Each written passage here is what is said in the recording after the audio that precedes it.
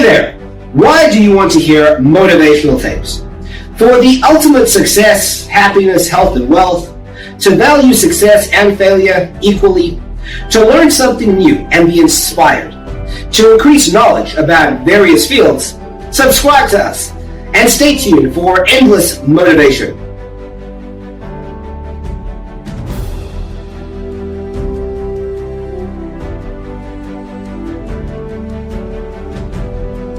I've sailed on all the great oceans. I've been around the world 2 or 3 times. I became fluent in French, German, and Spanish, as well as learning to get along in several other languages. When you need to eat, you learn. Anyway, I started off as poor as I could be, searching for the secrets of success.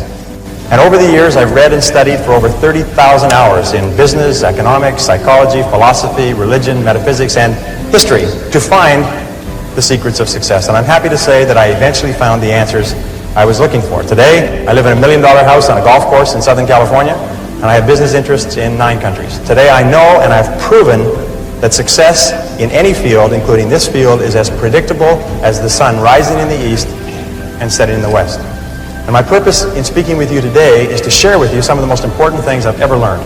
However, as Aristotle once said, you can't teach a person something that they don't already know.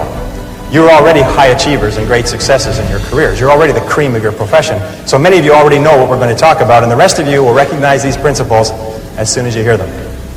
About 5 years ago, I met a wise and wealthy man who had spent his entire life studying success. And he'd reached a clear conclusion concerning the reason for success in life and especially in business. He's dead now, but I'll never forget what he told me, because I immediately recognized that he put the finger on my reason for success and yours, as we'll talk about in a minute. He said the key to success was to set a goal and then to stay with it until you achieve success in at least one important thing.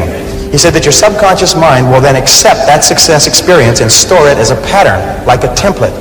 And then from then on, your subconscious will drive you and direct you and guide you to repeat the pattern of success in other things that you attempt. Another way of saying it is that nothing succeeds like success. Psychologists have demonstrated that achievement brings you a natural high. Once you've experienced your first great success, then not only are you unconsciously programmed to repeat it, but nothing else will ever give you the same wonderful sense of satisfaction. And all high achievers know that. Anyway, I learned the truth of this idea many years ago when I first started traveling. I spent 8 years traveling around the world. And in many ways, a trip or a journey is a metaphor for life.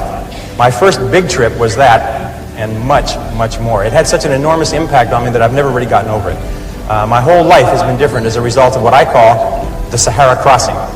Let me tell you about it. When I was 18, 3 friends and I decided we'd go off and see the world. We were well out of high school, and we were laboring in sawmills on the West Coast. This is in 1963, and a lot of our friends were heading for Europe to travel around with backpacks. So we decided to do something different. Nobody else was going to Africa, so we decided we'd go to Africa. Of course, it never occurred to us to ask why it was that no one else was going to Africa.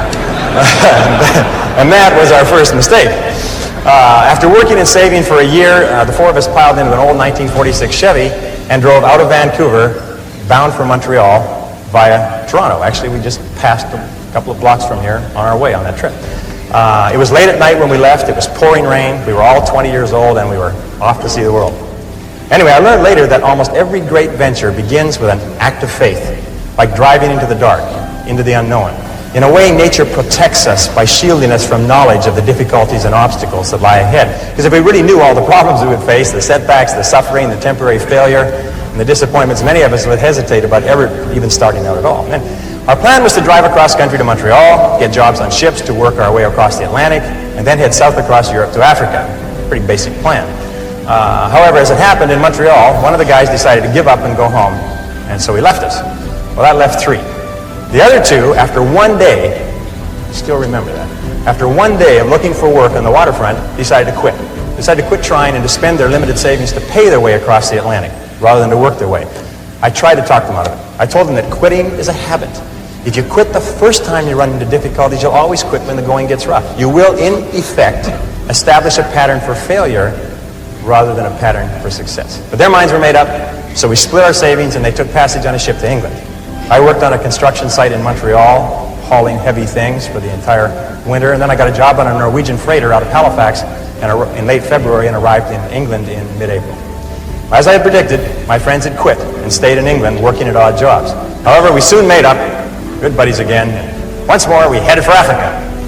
At this time, all we had was an 8.5 by 11-inch page about this size that had Europe and Africa all on the same map, on the same page. And it seemed to be a very simple thing to go from London, which was up here, to Johannesburg, which was down here. And it's just one page. And I mean, we sort of drew a straight line, and we thought, well, oh yes, there was a little orange part right across sort of a band right through the middle there called the Sahara Desert. Well, we thought, well, we'd just whip over that and get down to the green part on the map. We didn't stop to think that the total distance was about 8,000 miles. See, we were big picture people. We didn't let ourselves get bogged down with details. We were young and we hadn't learned that it's the details that get you every single time. So we took a train down to London, and there we bought bicycles. See, we never heard of anyone riding from London to Johannesburg on bicycles, so we decided that we would do it first and become famous. That was another mistake. We soon learned that when you ride bicycles across France in the springtime, you find that the hills are all uphill and the wind is always in your face. So likewise, I found that when you embark on any new venture, you often find the same thing. Everything seems to go wrong, usually at the worst possible time and in the worst possible and most expensive way, like starting a new business or a new career. Anyway, after 2 weeks of grinding along on bicycles, uphill the whole way, which seems like a geographical impossibility, but it's true, we said, the heck with this. We loaded the bikes on a train and we rode across France and Spain to Gibraltar. There we sold the bicycles and bought a Land Rover with our last dollar. We had definitely learned why no one had ever crossed Africa on bicycles. It was darn near impossible to cross France on bicycles. Europe on bicycles. Anyway, so now we had a little problem. We were out of money. We'd exhausted our meager finances buying the Land Rover, and we didn't have enough money for fuel and equipment. So we all sat down. We considered ourselves great writers at that time. We all sat down and wrote letters to everybody that we knew, pleading for money, telling them how desperate our situation was. Sitting here looking across the Straits of Gibraltar to Africa. All we needed was just a little bit of money to get us over there. Anyway, eventually we got a little bit of money here, a little bit of money there, and then we got one big score. I'll never forget this. An uncle of Jeff's that he'd only seen once in his life sent us 100 pounds. 100 pounds at that time was $300, worth more than $1,000 today. And we were ecstatic. We were saved. So this is another lesson. Nobody ever makes it on their own. One of the great lessons of life. We all need help from others to get over the rough spots on the journey of life. Well, with the additional money, we loaded up with food and supplies. We took the ferry over to Tangiers in Morocco, and then we headed out of Tangiers toward the Atlas Mountains and the Sahara, full of excitement, singing as we drove down the road. 20 miles out, the radiator blew up. The Land Rover had never been driven on the open road. It had spent its whole working life tooling around the narrow streets of Gibraltar, and once on the open road, it began to fall apart. The radiator was just the beginning. Over the next 10 days, the steering rods bent and threw the front wheels out of alignment, so the tires blew one by one. We had trouble with the carburetor and the ignition system. We were so poorly equipped, if you can believe it, we didn't even have a jack or a lug wrench. When we got a flat tire, we got lots of flat tires, we had to sit by the side of the road patiently, sometimes for hours, until somebody came along with the proper tools to help us change the tire. But we pressed on anyway. As we drove deeper into Morocco and over the Atlas Mountains and onto the Sahara Escarpment, we entered into a world that had changed very little in 1,000 years. There were long, long stretches of barren country roads and an occasional oasis surrounded by primitive farms which was irrigated from wells and underground rivers. And that began an experience that I still remember quite clearly, and I think you'll be able to relate to this. By this time I was speaking French fairly well. We could converse with the natives in the occasional small towns that we passed through. And in one town, early in our slow, halting trek across Morocco, someone asked us where we were headed. And we told them that we were going across the Sahara and into Africa. And he said, "Oh no," he said, "you can't do that." He said, "You'll die in the desert." Well, I looked up my dictionary quickly because I didn't understand the expression. Vous allez mourir dans le buste. Vous allez mourir dans le buste. Okay? Vous allez, you will die in the desert. We then began to hear this on a regular basis everywhere we went. We'd stop in a small town and people would bring their friends up to us and introduce us as the young men who were going off to die in the desert. Well, they seemed quite cheerful about it, but after a while we found it kind of irritating. I mean, and by the way, these were not your average Arabs. These were Bedouin and Tuareg. These were desert people, members of tribes that lived in the Sahara for 1,000 years. I mean, they were in a position to know what they were talking about. And I learned a valuable lesson from this. I learned then, and for the rest of your life, whenever you try to do something out of the ordinary, people will line up to tell you that you can't do it, why you can't do it, that you'll lose your time, you'll lose your money, that you will, in effect, die in the desert. Even people who should know better will try to discourage you. To achieve anything greater worthwhile, you must train yourself to rise above these people, ignoring them and pressing on toward your goal regardless.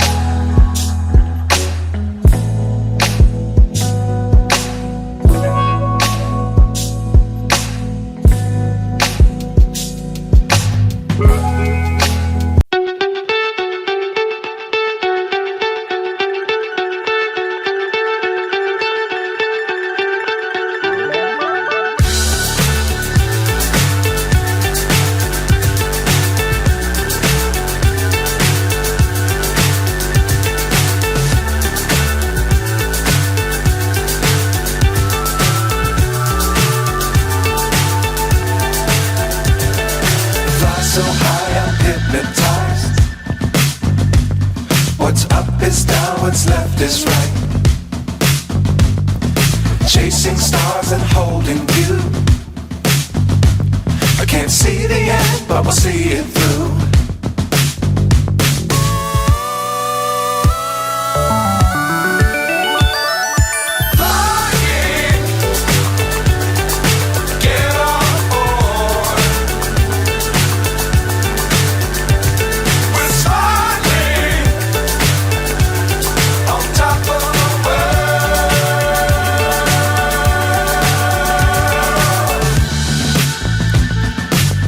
Times don't fly too high.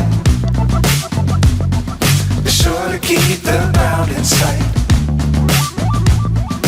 Fly forever if you keep it tight. Love the world but keep the sky on your mind.